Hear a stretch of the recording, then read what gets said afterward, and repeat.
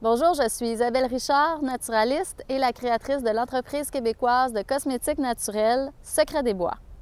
Ce printemps, je vous présente des petites capsules vidéo pour découvrir la nature de nos quartiers. Bonne découverte!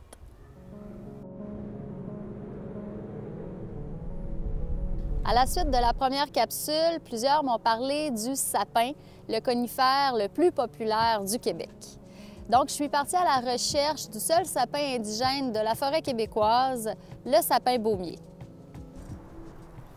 Bien que le sapin baumier pousse dans presque toutes les forêts du Québec, il n'est pas si facile que ça à trouver en ville.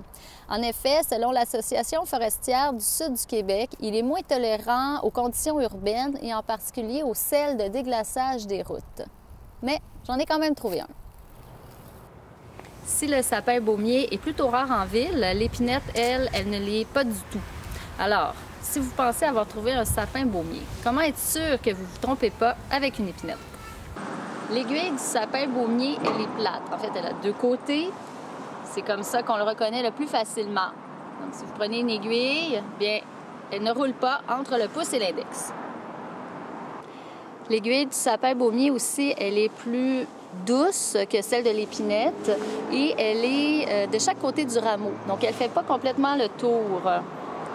Mais chanceux, il y a une épinette juste à côté du sapin. Donc, on peut facilement les comparer. Et on remarque que l'aiguille de l'épinette, elle, est beaucoup plus piquante que celle du sapin et elle est plus ronde aussi. Elle roule facilement entre le pouce et l'index. L'écorce du sapin baumier est grise, plutôt lisse, et on y retrouve des petites bulles. C'est là-dedans qu'on retrouve la résine, la fameuse gomme de sapin. Faites attention, ça colle. Le cône du sapin baumier est plutôt petit, par contre, pas facile de le comparer avec un cône d'épinette. Alors, un truc, on regarde tout en haut à la cime de l'arbre. Et on remarque que le cône du sapin pousse vers le haut, tandis que le cône de l'épinette pousse vers le bas.